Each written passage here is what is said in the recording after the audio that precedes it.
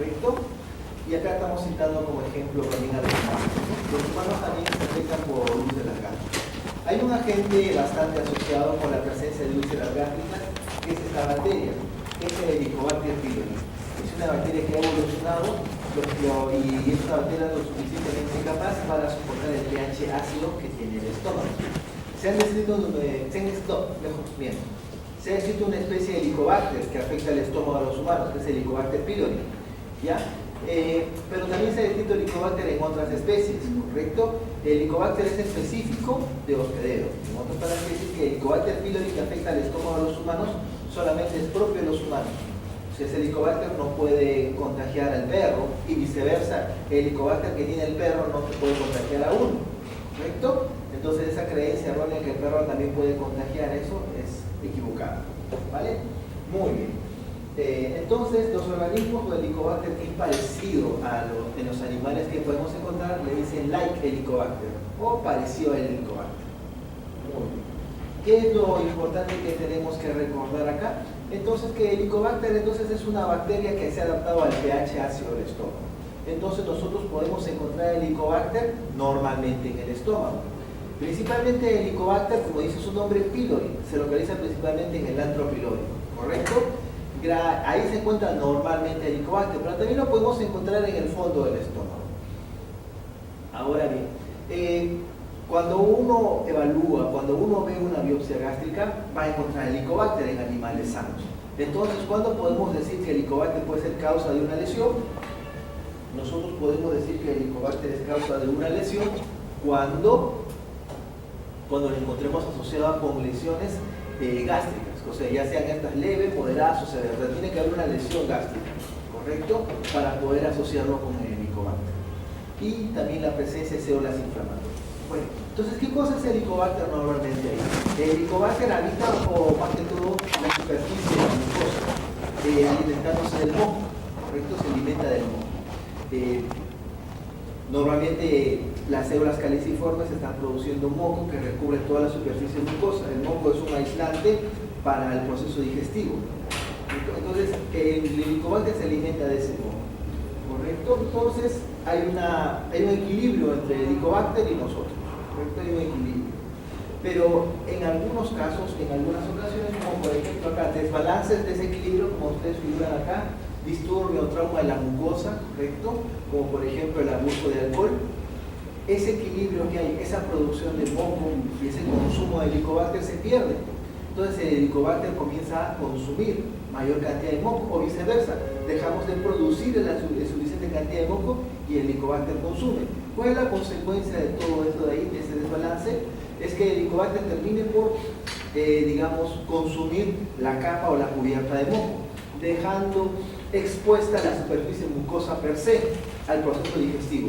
Entonces es ahí donde empiezan los procesos ulcerativos o la presencia de las úlceras gástricas, que se observan principalmente en los humanos. Ahora bien, solamente se ha descrito asociación en humanos entre lo que vendría a ser el Helicobacter con la presencia de las úlceras. En animales esa asociación todavía no se ha demostrado claramente. Entonces vamos a decir que en humanos la principal causa de úlceras gástricas son o es el Helicobacter, pero en animales todavía eso no está demostrado. Muy bien. Entonces, ¿qué puede provocar ese desbalance, esa pérdida de equilibrio entre el Helicobacter y en este caso el organismo receptor? Un disturbio o trauma de la mucosa, como se los mencioné, y el más común de todos es el abuso o el consumo de alcohol, ¿correcto? Digamos, es lo más común de todos.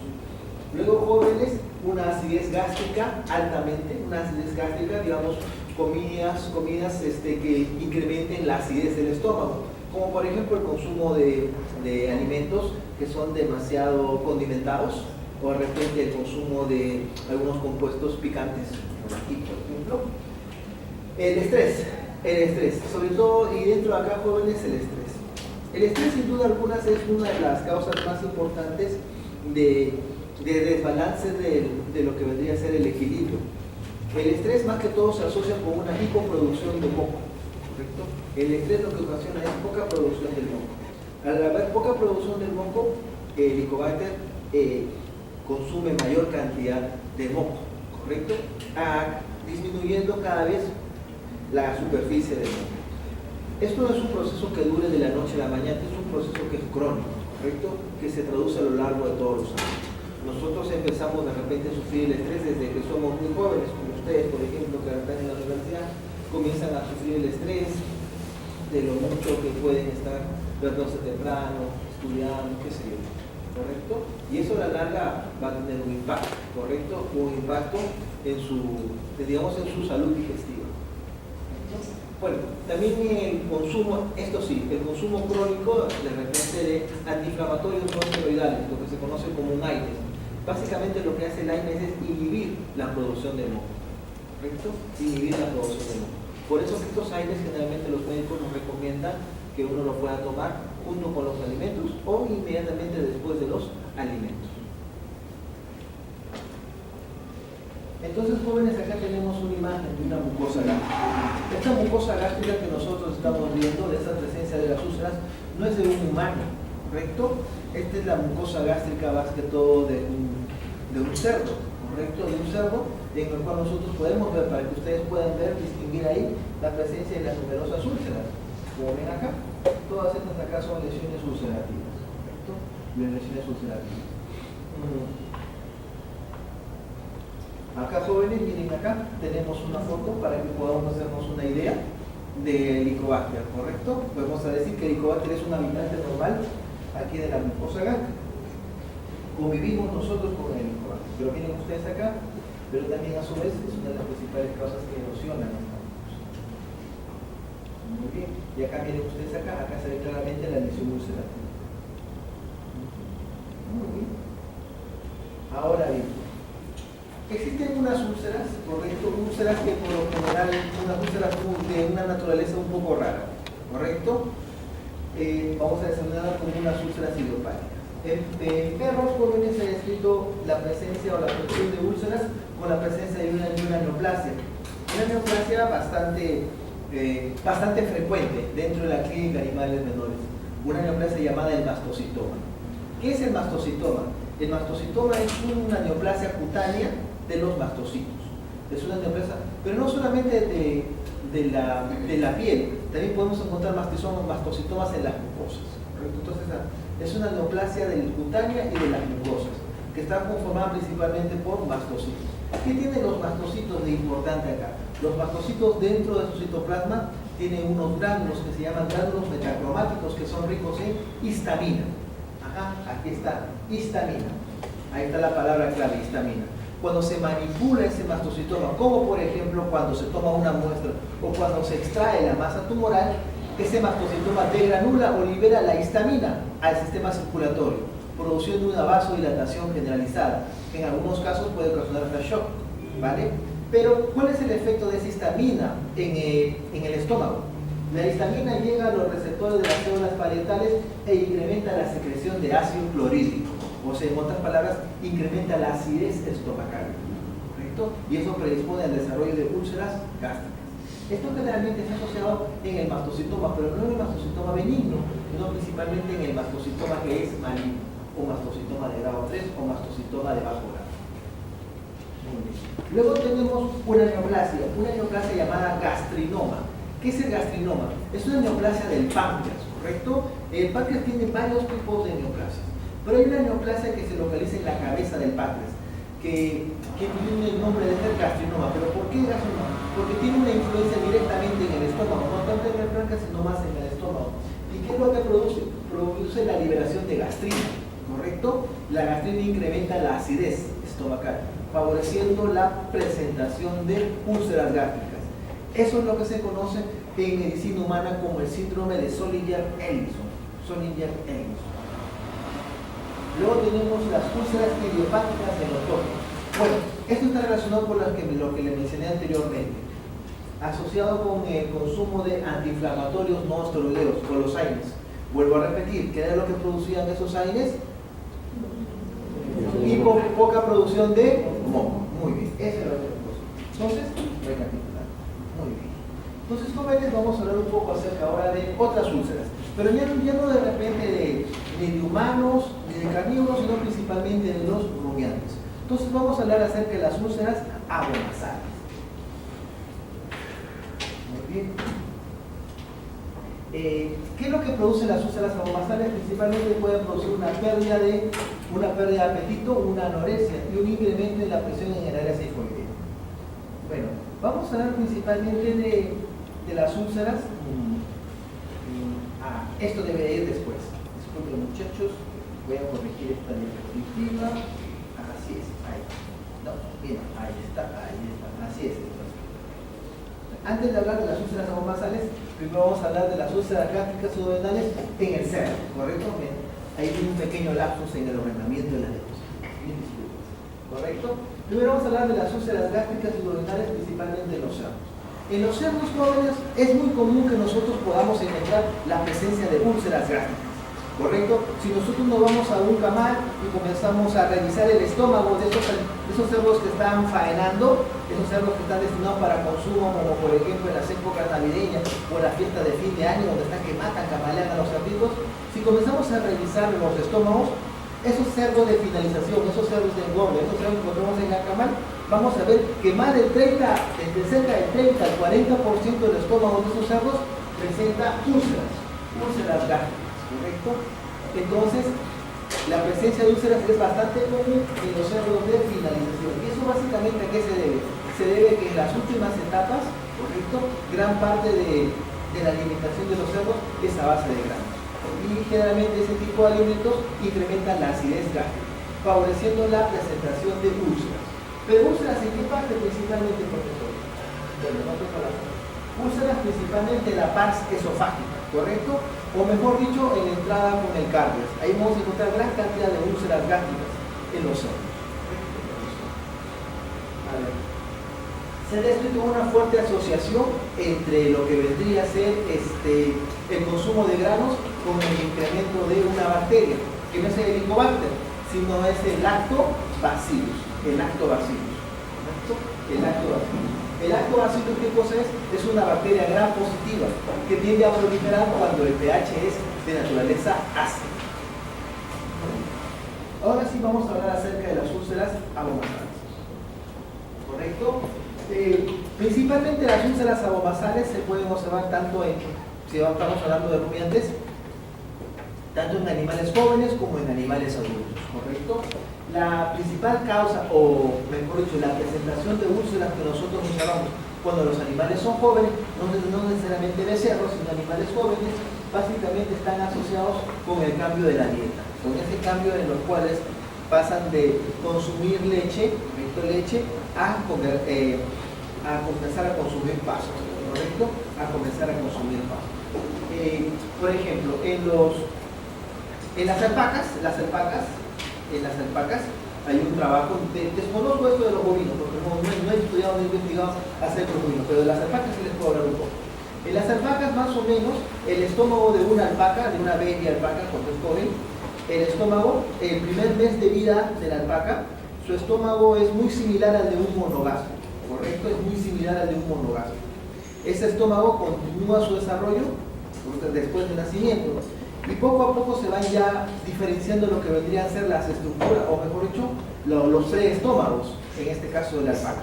Esos preestómagos se comenzarán a diferenciar a un rumen, ¿correcto?, a un retículo y al omaso, abomaso, que forma un solo compartimento, ¿correcto? Pero eso generalmente se observa finalizando el primer mes de vida del animal.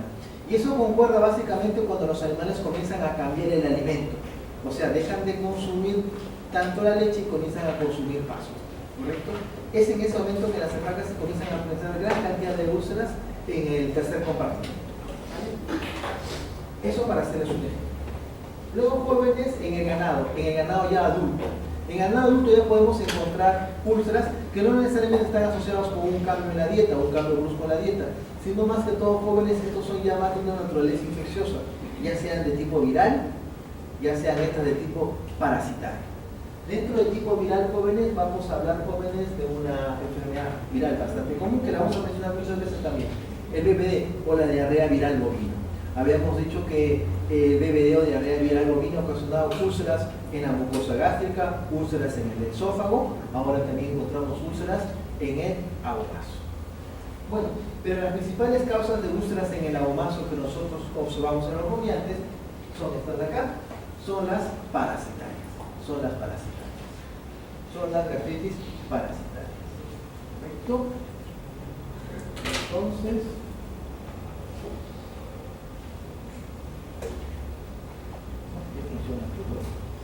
¿ya?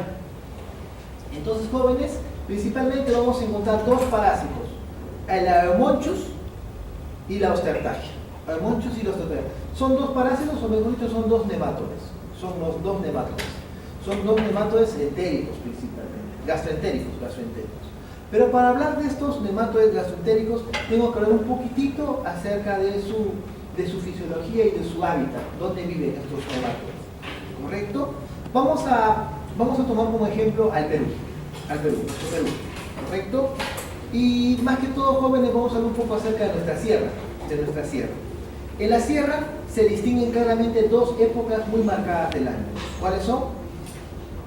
La época de seca y la época de lluvias. La época de seca y la época de lluvia. La época de lluvia se caracteriza por ser una época en la que aumenta la cantidad de lluvias y por ende los pastos son más frondosos, son más verdes, ¿correcto? Mientras que en la época de seca no hay lluvias, hay mayor intensidad de sol y los pastos están amarillos y están secos, ¿correcto? Muy bien. Esas son dos épocas muy marcadas que nosotros observamos en nuestra sierra. Y eso está muy correlacionado también con la carga parasitaria que hay en el medio ambiente. Yo les hago una pregunta: ¿en qué época ustedes creen que hay una mayor carga parasitaria? En la época de lluvia, obviamente. En la época de lluvia hay una mayor carga parasitaria. Muy bien. Y la época de lluvia, jóvenes, concuerda básicamente con el periodo de parición de muchas de nuestros rumiantes, como por ejemplo de las alpacas. Las alpacas por lo general tienden a parir durante la época de lluvias, ¿correcto? ¿Por qué? Porque en esa época están la mayor cantidad de pastos frondosos, ¿correcto? Pastos frondosos. Bueno, ya. Y también muchas veces, jóvenes, también la aparición de muchos ovinos también es en la época de lluvia. ¿Ya? ¿Qué es lo que pasa? Los animales jóvenes encuentran mayor carga parasitaria. Entonces se encuentran en el medio ambiente mucha cantidad de parásitos, de huevos de parásitos. Dentro de todo ese espectro, dentro de toda esa gran gama de parásitos gastrointestinales, van a encontrar estos dos, el Aeromonchus y la Ostertachia. Los animales lo consumen al comerse los huevos. Los huevos que están en un estadio efectivo conocido como L3. Los huevos están en un estadio efectivo conocido como L3. Son eliminados, jóvenes, de los rumiantes como L1, L2 y L3. O sea, esa parte de manutención de L1 a L2 o L3 sucede en el medio ambiente, ¿correcto? La forma efectiva es la L3. Entonces lo come el rumiante. Al momento que está pastando, lo come el rumiante. Entonces se desenquista esa L3, que puede ser, por ejemplo, un Aeromonchus, que puede ser una Ostertachia o que puede ser otro tipo de nematodes. ¿Ya? Hasta ahí no hay ninguna novedad. La novedad empieza ahorita. ¿Por qué mencionamos estos dos tipos?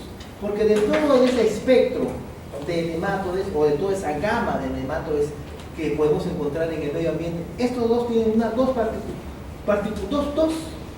características muy importantes. La primera característica es que ambos son hematófagos. Todos los demás parásitos, el Nematodirus, correcto, la Lamanema, que les van a mencionar en parasitología, no tienen la característica de hematófagos, pero estos de acá sí.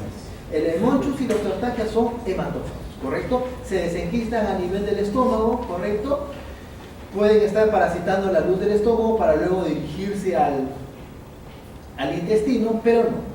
Aparte de eso, de desenquistarse, esos también son hematófagos, o sea, penetran la mucosa, ¿correcto? Y dentro de la mucosa gástrica comienzan a alimentarse.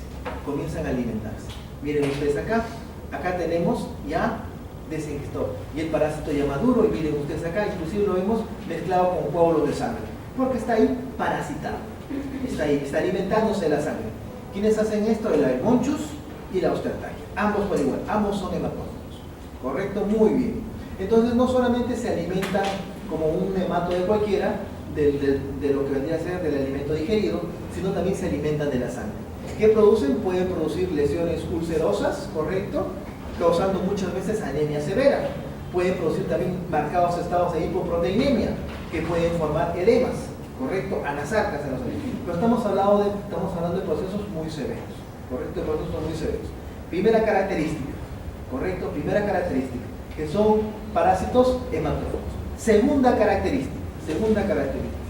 Estos parásitos jóvenes, tanto el Haemochus como la Ostertachia, desarrollan algo que se conoce como la hipobiosis. La hipobiosis. ¿Qué es la hipobiosis? La hipobiosis es un mecanismo de adaptación que tienen estos parásitos, ¿correcto? Este mecanismo de adaptación le permiten a ellos ocultarse. ¿Qué es eso, profesor, ocultarse? ¿Correcto? Hemos dicho claramente que en la sierra hay dos épocas del año bien marcadas, la época de seca y la época de lluvia, ¿correcto? ¿Qué es lo que pasaría si estos parásitos comienzan a ser eliminados durante la época de seca? Mueren, ¿correcto? Mueren. ¿Por qué? Porque no hay humedad, ¿correcto? La humedad y la luz del sol terminan por matar los huevos de los parásitos. Entonces estos parásitos no se eliminan durante la época de seca, sino que se arrestan dentro del animal. ¿Mediante qué? Mediante la hipobiosis. ¿Y cómo se arrestan, profesor? Comienzan a parasitar jóvenes o introducirse dentro del abomazo, formando nodulaciones. Ahí están. ¿Ven ustedes esta foto de acá? En esta foto acá distinguen varios nódulos, varios pequeños nódulos que están en el abomazo. Cada uno de esos nódulos que representan estos parásitos que se han metido dentro del abomazo. ¿Cuánto tiempo se quedan ahí? Se quedan ahí mientras las condiciones externas sean adversas. Cuando vuelve a aparecer la época de lluvia, ¿qué es lo que se hace? Salen estos parásitos y continúan su ciclo biológico. Este fenómeno se llama el fenómeno de la hipobiosis. Entonces, estos dos parásitos, el Haemochus y la Ostertachia, son parásitos hematófagos y desarrollan ¿qué cosa? Hipobiosis, ¿correcto? Hipobiosis. Entonces, ¿qué podemos nosotros encontrar en la mucosa abomasal? Podemos encontrar úlceras, podemos encontrar lesiones hemorrágicas bastante desde leves, moderadas a severas, y sobre todo la presencia de pequeñas nodulaciones que representan a las larvas en hipobiosis. Muy bien. Seguimos avanzando. Dejamos de lado, jóvenes, a estos parásitos gastrointestinales en los rumiantes para hablar de otros, ¿correcto? Para hablar acerca de las moscas y de los caballos. En las moscas, jóvenes, encontramos un parásito. ¿De qué estoy hablando? Lo voy a ordenar.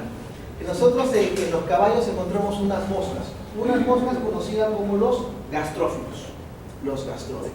¿Correcto? Si nosotros visitamos los establos, ¿correcto? En los establos nosotros podemos encontrar gran cantidad de moscas, ¿correcto? Gran cantidad de moscas. Pero jóvenes, esas moscas, ¿correcto?, tienen diferentes especies. Nosotros tenemos la mosca común, la que nosotros encontramos en nuestra casa, ¿correcto? Esa es la mosca común. Pero en los establos, aparte de la mosca común, existen otro tipo de moscas, ¿correcto? Como esta de acá, ¿correcto? Esta de acá, que es una mosca muy diferente a la que te observas en tu casa, ¿correcto?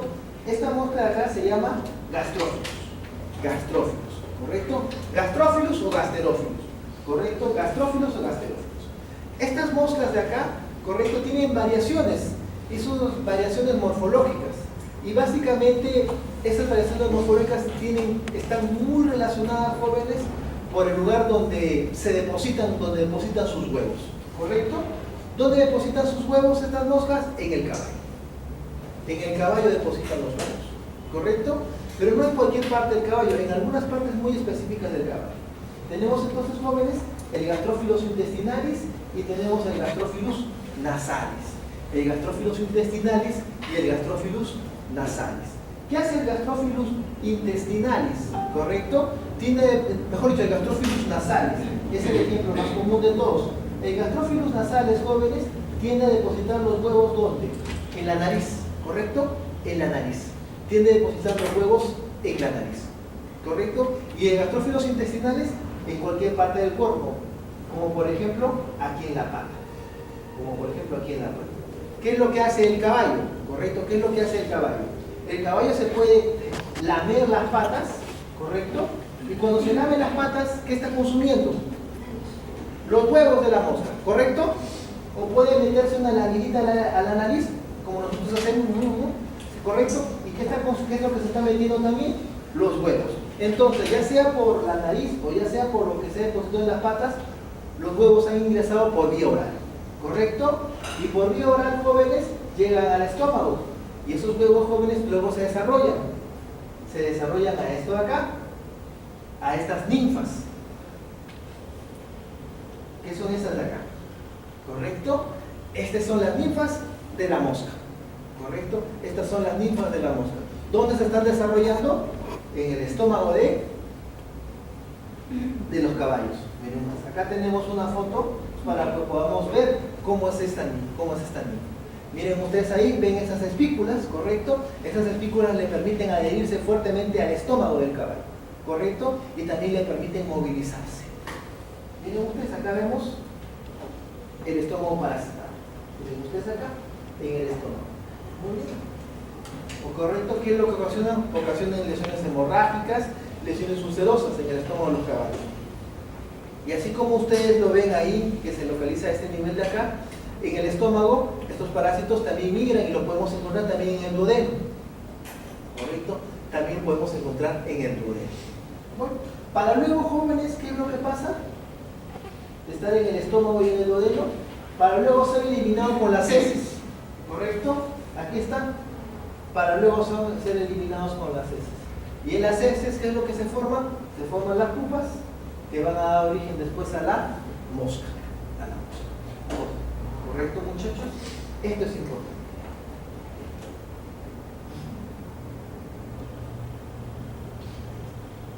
Luego, jóvenes, tenemos otro ejemplo. También en los caballos. ¿Correcto? Esta es una enfermedad que se llama abronemiasis. ¿Correcto? Que tiene su nombre, jóvenes, de la Dragia megastoma, anteriormente conocida como abronema. Ahí el nombre de abronemiasis. ¿Correcto? ¿Qué es la Dragia megastoma, profesor? La Dragia megastoma, jóvenes, es un nematode. Es un nematode, jóvenes, que se desarrolla en el intestino de los caballos. Es un nematode, correcto, que se desarrolla en el intestino de los caballos. Pero este nematode, jóvenes, requiere, correcto, de la participación de ¿quién? De las moscas. De las moscas. Correcto, de las moscas. De las moscas. Muy bien, de las moscas. ¿Cómo es eso, profesor? Miren acá. Quiero que todos veamos. Este es un ciclo biológico bastante complejo. Todos quiero que veamos acá este ejemplo, este ciclo biológico de acá. ¿Correcto? Todos quiero que veamos este ciclo biológico de acá. Por favor, miren ustedes. El caballo como tal, elimina los huevos. ¿Huevos de quién? De la Dragia megastoma, ¿correcto? Están eliminados en las heces. Aquí está. Tenemos al caballo que ha eliminado los huevos. Y los huevos están acá, en las heces del caballo. En estas heces del caballo, ¿quiénes se posan normalmente?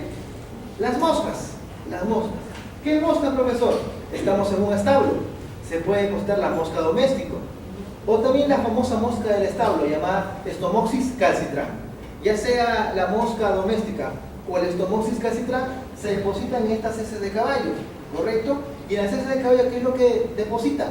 Sus huevos, ¿correcto? Entonces, en estas heces de caballo están los huevos de la Dragia megastoma y están los huevos de las moscas, ¿correcto? Esos huevos de las moscas eclosionan, ¿correcto? Eclosionan. Y se forman las ninfas, ninfa 1, ninfa 2, ninfa 3. Sale la ninfa, ¿correcto? La ninfa está acá en las heces. Y esas ninfas comienzan a alimentarse de las heces e indirectamente consumen, ¿qué cosa? Los huevos que fueron eliminados por el parásito. ¿Me dejo entender?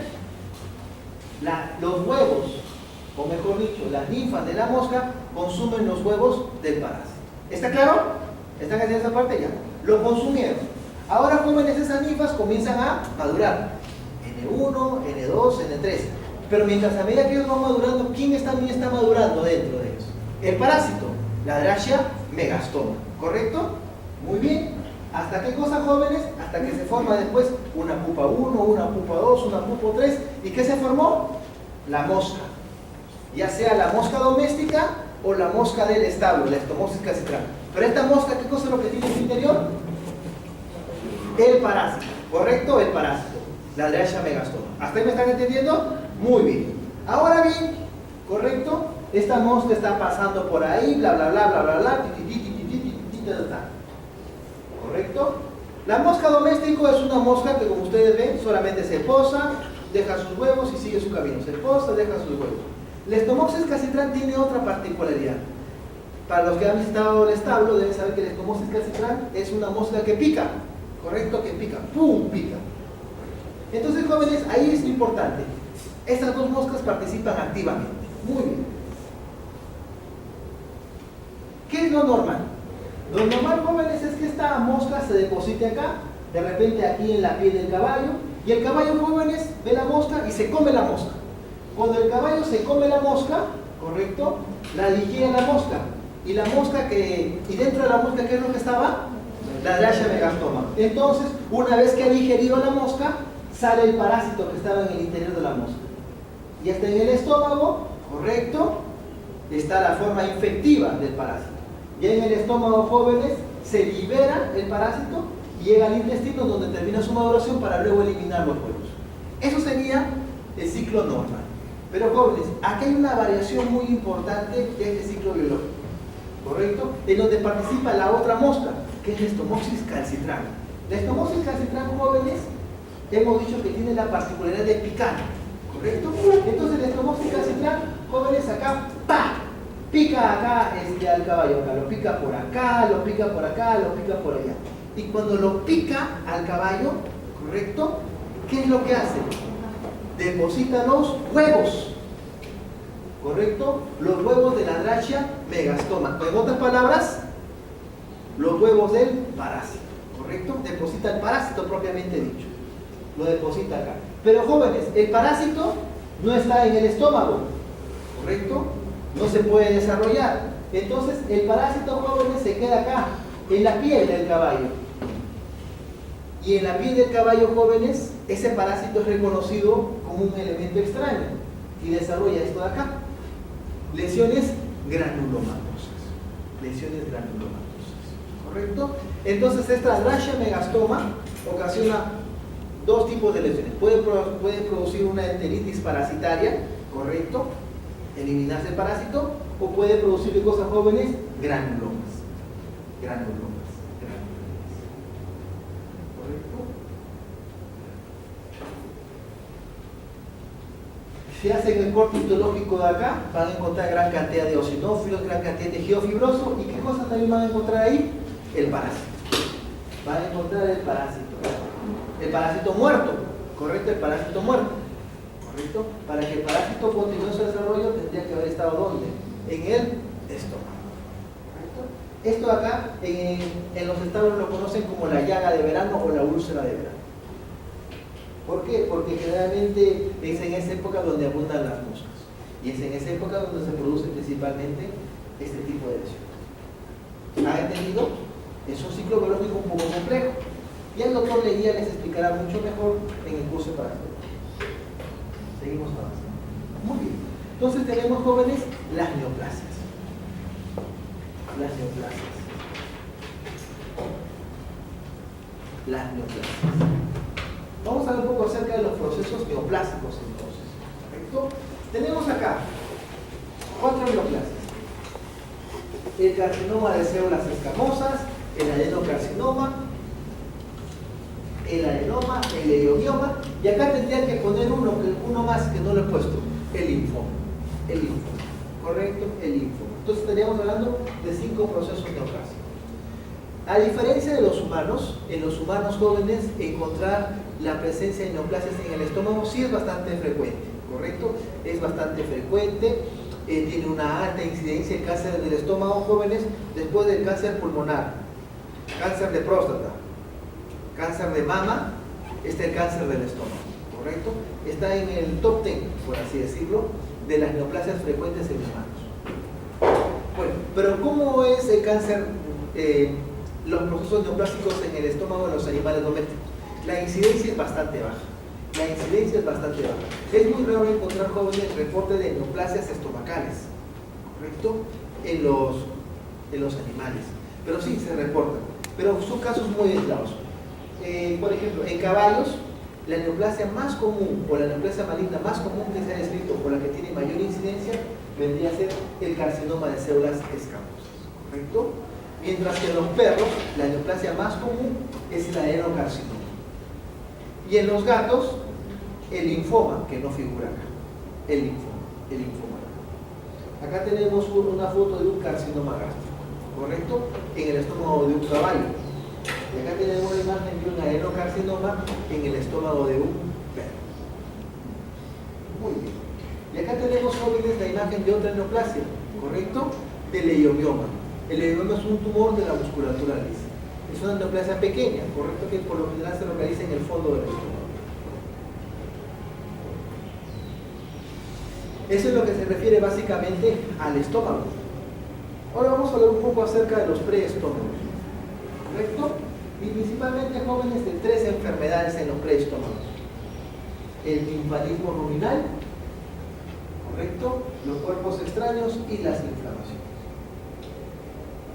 El timpanismo ruminal o timpanismo también es conocido comúnmente como meteorismo. Entonces tenemos timpanismo y meteorismo. Ambas jóvenes son sinónimos, ¿correcto? Muy bien. El timpanismo o meteorismo puede ser 2 tipos, puede ser tipo primario o de tipo secundario. Todos nosotros acá tenemos un conocimiento, básicamente, de qué es el timpanismo, ¿correcto? Tenemos un conocimiento, algunos un poco más, otros un poco menos. Bueno, entonces vamos a recordar que tienen 2 tipos. Entonces vamos a hablar acerca del timpanismo. Sobre distensión del rumen y del retículo por un aumento en la producción de gases producidos durante la fermentación. El timpanismo primario, entonces, ¿qué vendría a ser? Vendría a ser, jóvenes, básicamente, o se formaría básicamente por el consumo de 2 grupos de plantas. Jóvenes, tenemos, jóvenes, la alfalfa y trébol, que son unas leguminosas, ¿correcto? Que son unas leguminosas. Entonces, por el consumo de leguminosas como alfalfa y trébol, ¿correcto? O el consumo de cereales, ¿correcto? O el consumo de cereales. Muy bien. ¿En cuánto tiempo o cuánto tiempo se forma o se desarrolla el timpanismo? A la hora, ¿correcto? A la hora. ¿Y en cuánto tiempo el animal muere? A las 3 horas, ¿correcto? Entonces el timpanismo se desarrolla rápidamente, causando una rápida mortalidad, ¿correcto? Muy bien. Eso es lo importante a recordar. ¿Cuánto tiempo se demora en aparecer? A la hora.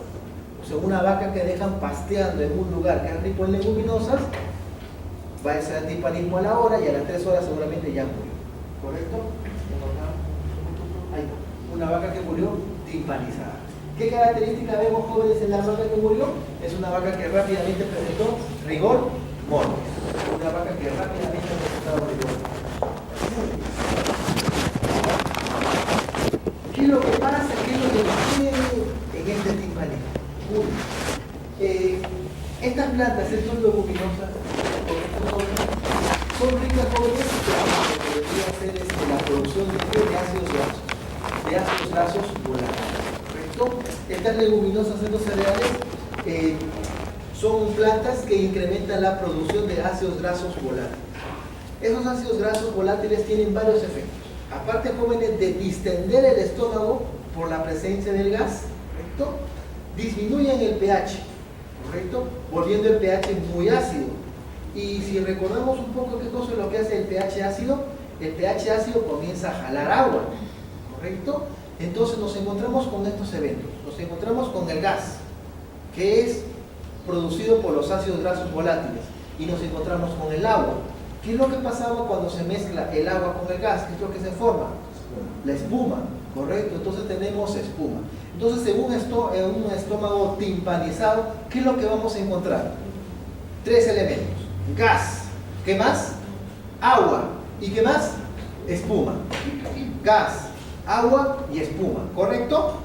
¿Por qué me les menciono esto de acá, jóvenes? Porque en el campo va a ser muy común que ustedes vayan al campo y encuentren una vaca hinchada.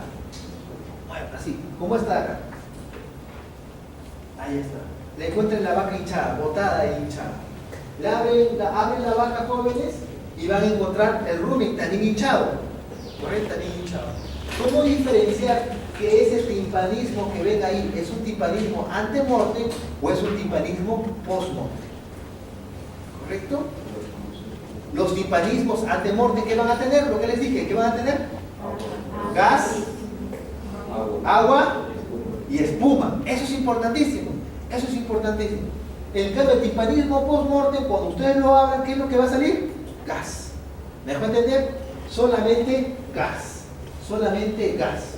¿vale? Entonces una cosa no tiene nada que ver con la otra. Y eso sí es importante, jóvenes, distinguir el antemortem del postmortem, ¿correcto? Eso es importante, solamente van a encontrar gas. Muy bien, solamente van a encontrar gas. Muy bien. Muy bien, jóvenes. Entonces, jóvenes, patogenia del timpanismo. Entonces, jóvenes, el consumo de estas leguminosas, correcto, de estos cereales, se producía un proceso fermentativo a nivel del rumen, correcto, incrementando la producción de ¿qué? De ácidos grasos volátiles. Jalaba agua, se formaba la espuma. Esa espuma, jóvenes, obstruía el cardias, ¿correcto? Entonces, al obstruirse la espuma, al obstruir el cardias, no deja salir el gas. Entonces, el estómago se va dilatando, entonces ya tenemos el timpanismo propiamente dicho. Esta dilatación del estómago, ¿qué es lo que hace? Desplaza el músculo diafragma hacia craneal, ¿correcto? Desplaza el músculo diafragma hacia craneal. Al desplazar el músculo diafragma hacia craneal, disminuye la capacidad respiratoria, incrementando la presión intratorácica, ¿correcto? A su vez, jóvenes, esa sobredistensión del rumen, ¿correcto?, del retículo, ocasiona una compresión de 3 grandes vasos. ¿De qué vasos? De la vena. ¿De la vena qué vena era? De la vena cava, de la vena porta y de la vena esplénica. Vena cava, vena porta y vena esplénica, ¿correcto? Ocasiona una compresión de esas 3 grandes venas, de la vena cava, de la vena porta y de la vena esplénica. Al producir una compresión a ese nivel, ¿qué es lo que hace? Produce una disminución del retorno venoso. ¿Del retorno venoso hacia dónde? Hacia el corazón. Una disminución del retorno venoso hacia el corazón. ¿Correcto? Muy bien. ¿Hasta ahí está todo claro, chicos? Muy bien. Y si disminuye la sangre o disminuye el retorno venoso al corazón, ¿qué es lo que debería hacer el corazón? Bombear mayor cantidad de sangre. ¿Para qué? Para compensar. Pero no pasa eso de ahí. ¿Por qué no pasa? Y eso lo expliqué en la clase pasada. Se libera, ajá, ahí está. Ahí está. El factor de presión del miocardio. ¿Quién lo libera? El páncreas. Entonces va directamente al corazón y el corazón, en lugar de bombear más rápido, comienza a bombear lentamente, ocasionando que la sangre definitivamente se estanque, ¿correcto? La sangre se estanque en los vasos sanguíneos, formando una congestión generalizada que lleva a la muerte del animal. Muy bien, eso es lo que pasa. Y ahí tenemos el animal. Muy bien. Ahora, jóvenes, miren este ejemplo de acá. Miren este ejemplo de acá. La imagen que ustedes están viendo ahí es la imagen del esófago. ¿Correcto? Es la imagen del esófago. En este esófago acá, jóvenes, este es el esófago de un animal que ha muerto por timpanismo. ¿Correcto? Y esta línea que ustedes ven acá, esta demarcación que hay entre el color claro y el color oscuro, esta demarcación acá se conoce como la línea del timpanismo. La línea del timpanismo. Mi pregunta es esta de acá para ustedes. ¿Correcto? ¿Qué lado es este de acá? ¿Este es el lado que va para la cabeza? ¿O este es el lado que va para la cabeza? ¿Cuál es el lado que va para la cabeza? ¿El lado congestionado o el lado claro? ¿Cuál creen ustedes que es el lado del esófago que va para la cabeza? Lo que vendría a ser la parte cervical y la parte torácica. ¿Cuál es la parte que va para la cabeza? ¿La congestionada o la no congestionada? ¿Qué dicen ustedes?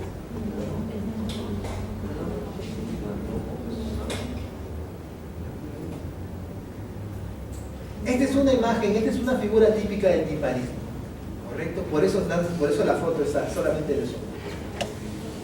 Y esto que hace es importante que podamos entender. Esta zona de acá es la zona cervical. Aquí está la cabeza. Acá está, jóvenes, la parte torácica, lo que va para el tórax. Aquí tenemos el animal acá. Ahora bien, entonces, vamos a ver. Jóvenes, se ha producido el timpanismo. ¿Sí o no? ¿Correcto? Se ha hinchado, ¿correcto? El rumen y el retículo. Se ha producido una compresión de grandes vasos. Vena cava, vena porta, vena esplénica. ¿Correcto? Entonces, aquí está. Entonces, jóvenes, en otras palabras, jóvenes, la sangre que está acá en la cabeza, que pasa por la yugular, de la yugular tiene que irse a la vena cava, para dirigirse ¿a dónde? Al corazón. ¿Puede llegar o no puede llegar? No puede llegar, pues, jóvenes. Entonces, toda la sangre de acá se queda almacenada, se queda estancada. Miren ustedes el ojo de acá, inclusive hasta está sangrando. Entonces, si nosotros abrimos, jóvenes, acá la mucosa de este animalito de acá, ¿cómo vamos a encontrar su mucosa? ¿Ah? ¿Roja o normal? ¿Roja o cianótica? Cianótica, correcto, cianótica. Porque por exceso de ¿qué? De sangre congestionada, de sangre venosa. Vamos a encontrar así las mucosas. ¿Cómo creen ustedes que va a estar la vena yugular? ¿Se va a ver visible macroscópicamente? Sí, se va a ver, porque hay un estancamiento de sangre a este nivel, ¿correcto? Van a ver la vena yugular que está dilatadísima, ¿correcto? Se va a ver acá. Entonces, esas son las primeras características que uno tiene que ver en un animal timpanizado, obviamente en el animal que ha muerto, ¿correcto? En el animal que ha muerto, cuando lo encontramos ahí. Encontrar acá las mucosas, por lo menos acá, la mucosa ocular, la mucosa oral, ¿correcto? Intensamente congestionada. Vemos la yugular y la yugular está bastante dilatada. Se nota, ¿correcto? Se nota. Muy bien. Entonces es por eso, jóvenes, que esta zona de acá, ¿cómo está? Intensamente roja. Correlaciona exactamente con esto. ¿Vale? Es lo que se conoce como la línea del timpanismo. No nos olvidemos de esto acá porque esto es lo que vamos a ver en el campo. ¿Correcto? Esto es lo que vamos a ver en el campo. Muy bien. Ahora, jóvenes, tenemos el timpanismo secundario.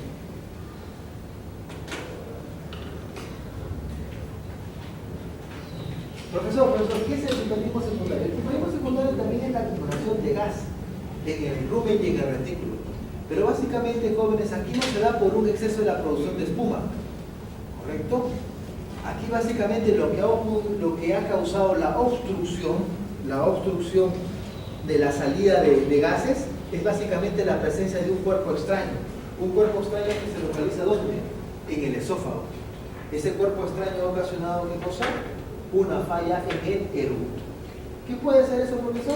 Puede ser una estenosis del esófago, puede ser una indigestión bucal, una denervación, la presencia de repente de algunas neoplasias como el papiloma, como el linfoma, o de repente la presencia de cuerpos extraños. Miren acá la foto, miren ustedes acá. Ahí tenemos la imagen de una pelota, ¿correcto? Que está obstruyendo el esófago, ocasionando un timpanismo, pero un timpanismo de tipo secundario. Muy bien, Jorge. Entonces, a manera de resumen, ya para terminar esta parte de acá, el timpanismo es la acumulación de gas, ¿correcto? ¿Dónde? En el rumen y en el retículo. Existen dos tipos de timpanismo, el timpanismo primario y el timpanismo secundario, ¿correcto? En el timpanismo primario, ¿qué es lo que produce la obstrucción de la salida de gas? ¿Qué cosa? La espuma, ¿correcto? La espuma. ¿Y se acuerdan cómo se formaba la espuma? Muy bien, correcto, agua y gas, correcto. Entonces el exceso de espuma es lo que obstruye ¿qué cosa? El cardias. Y esos jóvenes impiden ¿qué cosa? El eructo, la salida de gas. Entonces acumula el gas, timpanismo primario. Timpanismo secundario, por la presencia de un cuerpo extraño que mantenemos acá, correcto, que impide ¿qué cosa? También la salida de gas. O cualquier proceso que impida la salida de gas, o que produce una falla del eructo. Mencionamos ahí como por ejemplo, ¿cuál es? La estenosis esofágica, ¿correcto? Una disminución en la luz del esófago. Acá, la indigestión vagal, las denervaciones, ¿correcto? Esto tiene que ver básicamente con la contractibilidad del esófago. El esófago tiene que contraerse para que se pueda eructar. Eso de ahí es importante. Entonces, dejamos de lado al timpanismo para hablar un poco acerca de las inflamaciones de los preestómagos. Y dentro de las inflamaciones del preestómago tenemos que hablar de uno, jóvenes, que es muy importante, que va de la mano del timpanismo. La acidosis ruminal. La acidosis ruminal, jóvenes, es una consecuencia del timpanismo. Siempre que encontremos a un animal timpanizado, este animal timpanizado va a sufrir acidosis ruminal. Entonces, Los eventos que subyacen después del timpanismo, jóvenes, están asociados básicamente con la acidosis ruminal. ¿Y qué es la acidosis ruminal? ¿Cómo se forma? ¿Cómo se produce? Bueno, habíamos dicho que a este animal le habíamos dado una gran cantidad de cosas. ¿De qué? De leguminosas. Los leguminosas, jóvenes, son plantas ricas en carbohidratos. Esos carbohidratos que eran los que producían en cosa, gran cantidad de ácidos grasos volátiles. ¿Sí o no? Habíamos dicho eso de ahí. Muy bien. Esos ácidos grasos volátiles, jóvenes, se acumulaban en el estómago, correcto, y disminuían el pH. ¿Hasta ahí está todo claro? Muy bien, hasta ahí está claro. Esto básicamente es lo que yo les expliqué a ustedes cuando estábamos hablando acerca del timpanismo. Hasta acá. Muy bien, hasta acá. Hasta ahí. Bueno, seguimos avanzando, jóvenes. ¿Qué es lo que pasaba cuando ese pH se comenzaba a volver más ácido? Comenzaban a morir las bacterias buenas, lo que se conocían como las bacterias gram negativas. Y comenzaban a proliferar las bacterias malas, o las que se conocen como las bacterias gram positivas. ¿Y cuáles son esas bacterias malas que comienzan a proliferar? El Streptococcus y el Lactobacillus. Son bacterias gram positivas que se han logrado adaptar a un pH ácido. El Streptococcus y el Lactobacillus. ¿Correcto? Muy bien. Este Streptococcus y este Lactobacillus comienzan a proliferar, jóvenes, incrementando la acidez. ¿Por qué? Porque comienzan a producir gran cantidad de ácido láctico. Gran cantidad de ácido láctico. ¿Correcto? Entonces, aquí me detengo. El consumo de ácidos grasos, el consumo de leguminosas ricas en carbohidratos, producía ácidos grasos volátiles, que por sí ocasionaban un pH ácido. A ese pH ácido, jóvenes, agréguenle ¿qué cosa? Mayor cantidad de ácido láctico. ¿Correcto? Entonces el medio se convierte en un medio cada vez mucho más ácido.